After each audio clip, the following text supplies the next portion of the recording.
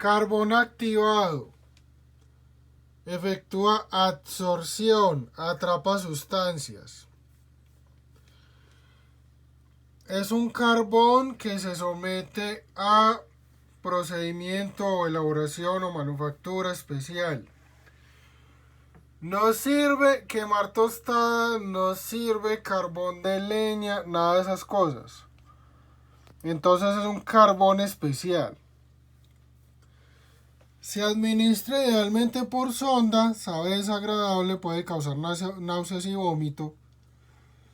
Eso llega al intestino y atrapa, comillas, algunas de las sustancias, algunos de los tóxicos en el intestino.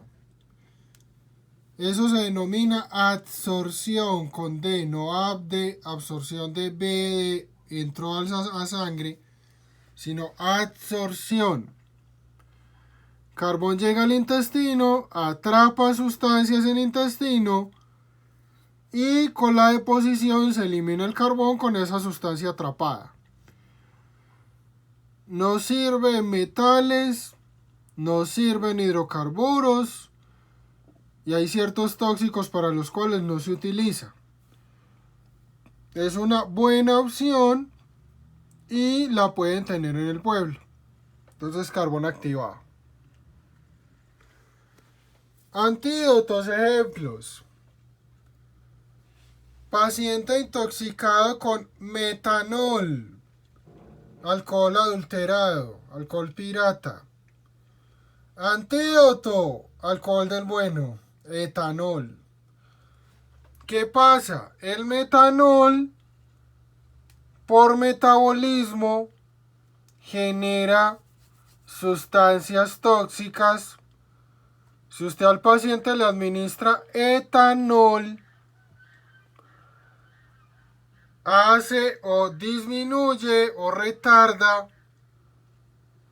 la formación de esos metabolitos tóxicos. Entonces, dando etanol, no se procesa el metanol, no se metaboliza el metanol, pues así mal explicado, y no se forman esos metabolitos tóxicos.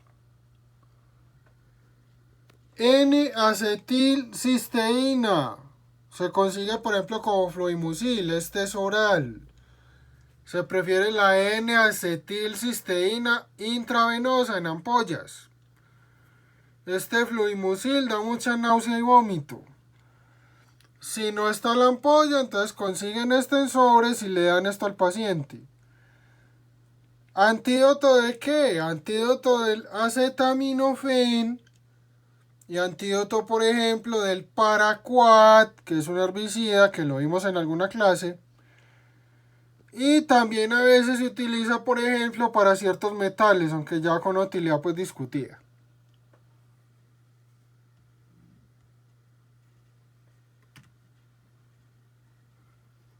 Seguimiento de niveles terapéuticos, niveles plasmáticos, niveles séricos. 1, cuando haya la disponibilidad. 2, cuando sean medicamentos que puedan ser muy tóxicos. 3, cuando el paciente no me esté respondiendo o cuando el paciente ya yo sospeche o vea que tenga posiblemente la toxicidad. Y mucho ojo, pacientes con falla renal y en algunos casos con falla hepática, para hacer ajuste de dosis, para cuadrar las dosis. Entonces se puede medir el litio, estabilizador de ánimo, uso en trastorno bipolar, la digoxina, antiarrítmico, y también aumenta contractilidad cardíaca, uso en ciertos tipos de falla cardíaca sistólica, ciertas arritmias. Inmunosupresores, pacientes trasplantados. Anticonvulsivantes, entonces fenitoína, fenobarbital, ácido valproico, carbamazepina, se puede medir en sangre. Vancomicina, que es un antibiótico, como ejemplos. Esos niveles los tienen en segundo, tercer, cuarto nivel. En primer nivel, en un pueblo, no tienen nada de eso.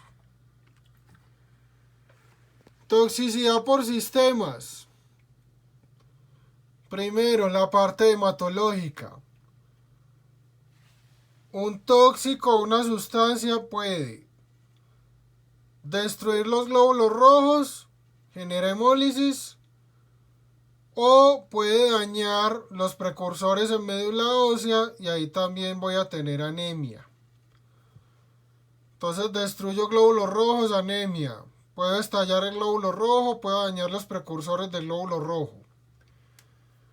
Puedo generar una reacción autoinmune, formo anticuerpos, proteínas que destruyen las células hematológicas. Con la parte de medicamentos se ve mucho eosinofilia. Cuando hay toxicidad, cuando hay una reacción por un medicamento de la parte hematológica. Entonces, eosinofilia, 1, que sean parásitos. 2, que ese paciente tenga asma o atopia. 3, que esté haciendo una reacción alérgica a un medicamento. Cuando hablo de eosinofilia como tal, cuando tengo más de 1500 eosinófilos por milímetro cúbico. O cuando tengo un 10%. Lo normal es el 3%. De ahí para allá, pues sí, ya es eosinofilia, pero importante, 10%. Ejemplo de cuadro que se relaciona con toxicidad por medicamentos con reacción alérgica y eosinofilia. El DRES. Eso traducido significa reacción a medicamento con eosinofilia y síntomas sistémicos. Ese paciente va a tener fiebre, va a tener lesiones en piel, va a tener adenopatías, puede tener compromiso renal o hepático y va a tener la eosinofilia. Ese síndrome DRES se ve mucho con anticonvulsivantes, con medicamentos para epilepsia. Si a un paciente le hace cuadro de DRES, entonces son muchos los anticonvulsivantes que no puede volver a utilizar. Entonces, chao fenitoína, chao fenobarbital, chao carbamazepina. ¿Qué puede utilizar? Entonces, puede utilizar pregabalina, puede utilizar gabapentin, puede utilizar levetiracetam, a veces se puede topiramato, a veces ácido valproico. Entonces ahí le cambia por completo el tratamiento al paciente. Daño hepático. Con el daño hepático entonces vamos a tener como 3 tipos o 3 patrones. Un daño que se denomina hepatocelular o patrón hepatocelular, que es el más frecuente. Entonces isquemia hepática, hepatitis virales, muchos medicamentos. Entonces hepatocelular. Ese se caracteriza porque se aumentan la AST y la ALT. También las encuentran como GPT y GOT. Entonces se elevan las enzimas hepáticas AST y ALT. Otro daño se denomina colestásico. Otro patrón se denomina colestásico. Aumenta una enzima que se llama fosfatasa alcalina, FA, fosfatasa alcalina. Y aumentan las bilirrubinas. Entonces, por ejemplo, los anticonceptivos, por ejemplo, la rifampicina, que es un antituberculoso, causa más ese tipo de daño. Hay otro tipo de daño, otro patrón que es de los dos, que es el más frecuente. Tanto hepatocelular como colestásico se denomina mixto. Y hay otro que se denomina canalicular, y ahí se eleva una enzima que se llama gamma glutamil transferasa. Gamma glutamil transferasa. Ese es muy inespecífico, es solo de daño agudo, menos de 2 semanas, y se ve mucho con el alcohol. Puede pasar entonces que se formen metabolitos tóxicos, dañen el hígado. Se pueden formar radicales libres y los radicales libres dañan el hígado. O lo del efecto colestásico. Generalmente se observa más hepatocelular y mixto. Entonces el acetaminofén, recuerde, produce N-amino para benzoquinoneimina, NAPQI o NAPQI. Ese NAPQI genera daño en los hepatocitos y es patrón hepatocelular. AINES, por ejemplo el diclofenac o el sulindac, pueden dañar el hígado. Antibióticos, por ejemplo los macrólidos, eritromicina, claritromicina, acitromicina, telitromicina. Compuestos herbales, ojo, muy importante. La gente utiliza cosas naturistas y cree que eso no tiene ningún problema. Eso depende, si son cosas de homeopatía, sí, eso es pura agua. Si son otro tipo de compuestos, pueden tener efecto terapéutico, pero también efectos adversos. Y ojo, por ejemplo, con el sulfato ferroso. Un paciente que se intoxique con sulfato ferroso y sea una dosis alta, es un cuadro grave. Entonces, cuadro grave. Y eso incluye daño hepático. Daño renal. Entonces tengo como 3 mecanismos. Puedo tener un daño renal de origen o de forma o por un cuadro prerrenal. Hay hipotensión, hay shock, hay deshidratación, disminuye el flujo sanguíneo renal y al disminuir el flujo sanguíneo renal se daña el riñón. Puedo tener otro patrón que se denomina intrínseco. En el daño renal intrínseco se daña el riñón directamente. Se daña el glomérulo, se dañan los túbulos, se daña la membrana basal. Entonces, intrínseco. Puede ser porque baje el flujo dentro del riñón. Puede ser por una sustancia que genere necrosis o daño glomerular.